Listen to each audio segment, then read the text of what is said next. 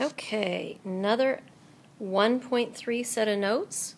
This is the solving equations that involve decimals and talking about how to clear decimals.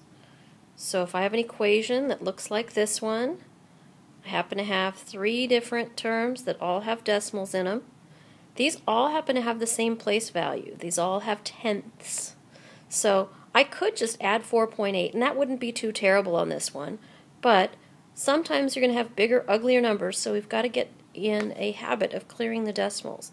So what can I do? Well, since these are all the tenths place that we have, we can get rid of all the decimals in one fell swoop by multiplying everything by 10. Multiply by 10, multiply by 10, multiply by 10. That just moves the decimal. So now I have a nice equation that has no more decimals. I have bigger numbers, but I have no decimals. So now it's just a two-step equation. Just add 48 to both sides. No big deal. Do my subtraction or addition, canceling, and divide. And I think we figured out nothing goes into both of those. So we're just going to leave it like that. Now, in a perfect world, I'd figure out the decimal. Probably should have done that before I recorded, but I'm going to trust you could divide 119 by 62 and get a decimal answer. Here's a little bit more involved equation because this time we've got different place values. So this time the first term has got tenths place, second term hundredths place, and the last term there on the other side of the equal sign is a whole number. So how do I decide what to multiply by? I'm going to multiply by whatever will get rid of the decimals. So in this case it's going to be 100.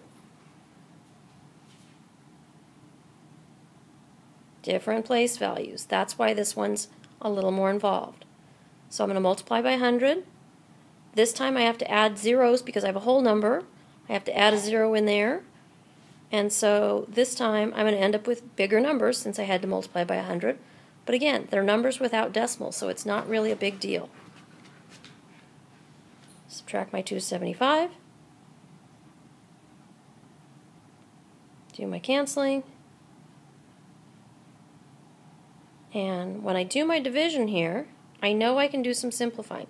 Again, probably since this one's written in decimals, it'd be better to give the answer as a decimal, but this was a good opportunity to talk about simplifying. If I divide that top number by 5, I get 25.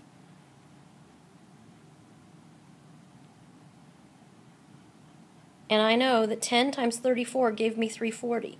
So I know a quick way to find out that if 10 goes into something, it's an easy way to find out that 5 will go into it. If I divide that 10 by 2, I get the 5. So I multiply the other term by 2, and it's going to give me the same result. So that's how I figured out that 5 times 68 is 340. So again, probably should divide that answer, but that's another lesson for a different day. Hopefully this made you comfortable clearing decimals out of equations.